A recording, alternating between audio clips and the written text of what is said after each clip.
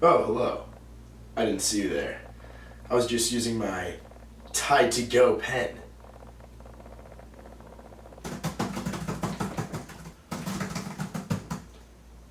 Oh, hi. I was just finishing up the last of my notes. Because it's that time of the week, gentlemen. It's time for your Week 2 fantasy projections. I'm coming to you here from my jerk-off throne as your commissioner, as a winner. 1-0, baby. Thank you, Daenerys Targaryen, Fremdog. Like I predicted, Mantel's coke habit came on top, all over Daenerys Targaryen's face. But you see, I also went 3 for 5 with the other games, so I was 4 and 6 in total. Points were off because I didn't include the PPR, but I went 4 for 6. So listen up, because I got a winning record, just like in fantasy. Thanks, friend.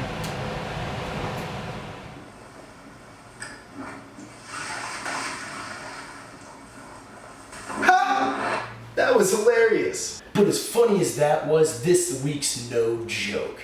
We've got 5 battles and a tussle, and I'm not talking about Jake's late night gay butt sex sessions. Let's start with the battle of the buzzer. Number 3, Gia's real father, aka Ryan Armin Chief Schneef Tano, who is 1-0, versus Le'Veon's Blunt Cruise Alex Prefer, who's 0-1. Here's what I think. Colin Kaepernick, yes. Michael Floyd, yes. Adrian Peterson, fuck yes. But if Alshon can't play, or if he is limited, that is gonna hurt. Le'Veon's Blunt Cruise. Drew Brees, baby. Drew Brees. If Matt Forte can have the same kind of game as DeMarco Murray did against San Francisco last week, this is going to be huge for Le'Veon's Blunt Cruise. San Francisco's D, remember, they played well, but it was mainly because Tony Romo gave them the ball. I don't think I've ever seen any worse throwing mistakes than Tony Romo's 3 interceptions. That was just terrible. So, even though I think Vernon Davis is going to way out-muscle Dennis Pitta. Oh, shit. Oh, Ben, really? The real thing is that it's going to come down to the flex between Pierre Thomas and Allen Hurns. And Pierre Thomas, I think, is just going to have a better game against Cleveland. Maybe a swing pass off gets that touchdown. I can't really predict that much from Allen Hurns, With that, I'm taking the upset. Le'Veon's Blunt Cruise, 143 to a score of 135 by Gia's real father. You're not her real father, Ryan. The next game we have here is the Battle of the Butt Plug. I say this because the anal leakage is going to need to stop from one of these two teams. Number 8, Omaha at 0-1 versus number 12, been there, raped that, at 0-1 as well. Now the Battle of the Butt Plug will probably be a butt plug that you'll see more than once. Possibly for the same team, possibly for different matchups depending on how the league's going, but that's what I see as a foreseeable Shiva Bowl, if you will, throughout the regular season, that is, the Battle of the Butt Plug. Now, who's gonna win that battle this week? I'm so excited to find out. Let's see. Aaron Rodgers. Boom. Not only am I a Packer fan, but I am confident in saying that he is going to kick some fucking New York Jet ass after the fucking miserable performance and game plan the Packers had last week against the Seahawks. 10 days of rest, remember? The question is, Doug Martin, can he do anything? Is Bobby Rainey gonna play a lot? Who knows? He's sitting on my bench. Owner and general manager Emilio Gold Rico has both Des Bryant and Jason Witten. And those are both very solid players, obviously Des Bryant, but even Jason Witten puts up numbers. When Tony Romo doesn't fucking suck massive, big, fat, black, stupid dick. That's what happened last week. Because of that, we don't know what's going to happen with Des Bryant and Jason Witten, 2 big factors in Emilio's team. Now, Omaha. Brandon Nero, let's be real, it's just Nero, actually. We're going to watch Minnesota run train on Tom Brady. And I don't actually mean run train. I say that a lot, and I think it's funny. But no, I don't think they're going to run train. I do think, however, Minnesota's going to play well. They might even win. And Tom Brady's not going to put up crazy numbers. Like I said in the projections, he's not really that good a fantasy quarterback anymore. Maybe not even that good a quarterback. When was the last time the Patriots won the Super Bowl? I don't even know. Oh my God, it's going really fast. Calvin will not have as big a game against Carolina as he did against the Giants. Let's be real. The Giants are fucking trash. I said it. They proved it. Too easy. Ding. The one big thing here is that Frank Gore is going to get into the end zone against the Bears. He will rush that fucking terrible defense. With that being said, Omaha, 134. Been there. Raped that. 131.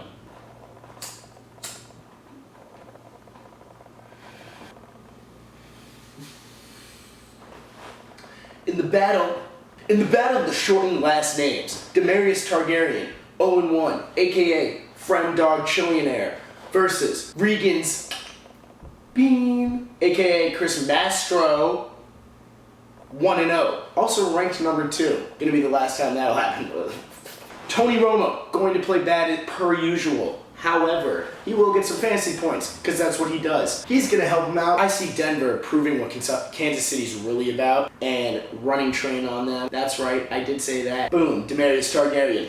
Big game. He didn't have a good one last week. In fact, he lost the game for me in one league, but Frem lost in the other, so that's okay. He's due for a big game. Watch it happen. Another one to watch is Shane Vereen. He's going to be a PPR stud this year. That's about to happen this week against Minnesota. Matt Ryan is not going to have as good a game as last week, meaning Julio Jones might still have a pretty good game, but the point total for Regan's Bean will go severely down, especially since he still has no running backs. With the score, 138 Demarius Targaryen, 123 Regan's Lonely Bean.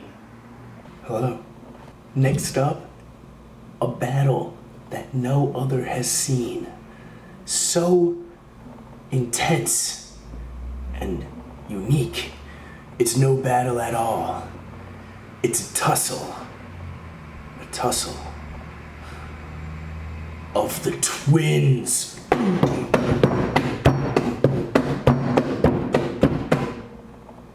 Number 7 Rice Bloody Fists, who is 0-1, takes on number 6 Chips D, who is 1-0.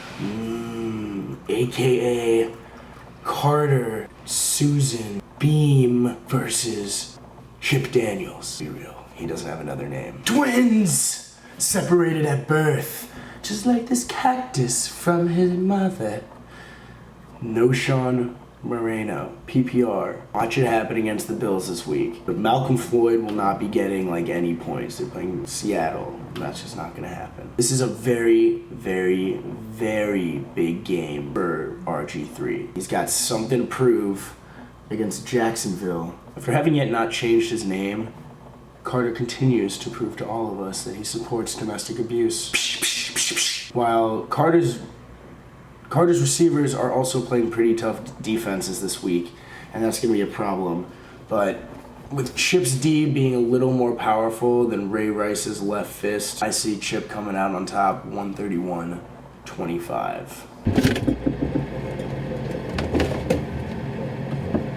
Oh, I didn't see you there. What are you doing in there? This game might be the best game of the week. No, wait. It is. It's the game of the week. 1-0. Manziel's coke habit ranked number 4. Should be higher, but whatever. There's number 5, 1-0, Lux Instagram, aka Chikith Houseth. This is a matchup for the ages. Let's get to it. We've got the game of the week. Me versus Jake, Battle of Jordana. Should be epic. And I say epic because I think it's coming down, just like last week in Jake's game, to the final plays. Like I said, Denver's going to expose Kansas City for who they really are, which means Peyton he's going to score some fucking points. And I hope they don't go to Emmanuel Sanders. They might. He's got Emmanuel Sanders. But essentially, I think these wide receivers match up really well together. If they both have their projected points, should be basically nullifying them out. And I don't honestly see anything that jumps out on the page on Jake's team. It's a good team. Not to knock anything. I just don't have any notes on it. I'm going Manziel's coke habit 140-139. Fuck you, Jake. Battle of Jordana. And lastly, Battle of the Vagina Gap, aka the Disparity Dispute. See, this is the game of the week that has one team at the very bottom of the spectrum and one team at the very top of the spectrum. In this case, Clinton Dixon Lewinsky ranked number 1 at 1-0, aka Ryan Ewing, And number 11, Cruising with Green, 0-1, aka Saborback. Steve Borback. Now, this is the game that Toby Gerhardt's going to show that he's not just a piece of shit completely. It's true. He's going to have a good game. AJ Green, Jordan Cameron, Matthew Stafford. Not as big a game as last time. I promise you that. And Jamal Charles, okay. He's going to have a better game than last time. Matthew Stafford, not as good a game as last week. Jamal Charles, better game than last week. Look for T.Y. Hilton to have it go in a shootout as the Colts play the Eagles Monday night. I'm seeing big receiver numbers, and T.Y. could be the guy downfield for sure. But with a close one, I'm going to have to go with Clinton Dixon Lewinsky, 135 to a solid 134 by Cruising with Green. If you're wondering, I didn't finish the videos last night when I was super high, and now I'm doing them right before work. Last night about some trades. Essentially, there was a dispute over a trade that happened earlier in the week. That's fine. It's been corrected. I'm a fair commissioner. However, I want to make it clear. The trades are put up for 2 days that allow me, as your commissioner, to veto them. When I made the trade with Emilito Goldrico, I just pushed the trade through so that, whatever, I'm the only one who has veto say. However, I will leave up the trades for the 2 days unless it's like a 2 day, like game days and like a day or whatever. I will leave the trades up so that the league can view them. However, I have final say that includes on my own trades. And though I went back on this one, people don't share their opinion until after the trade is done. That's just public opinion. That means nothing. Things will not be done unless I miss something completely. That being said, good luck, gentlemen.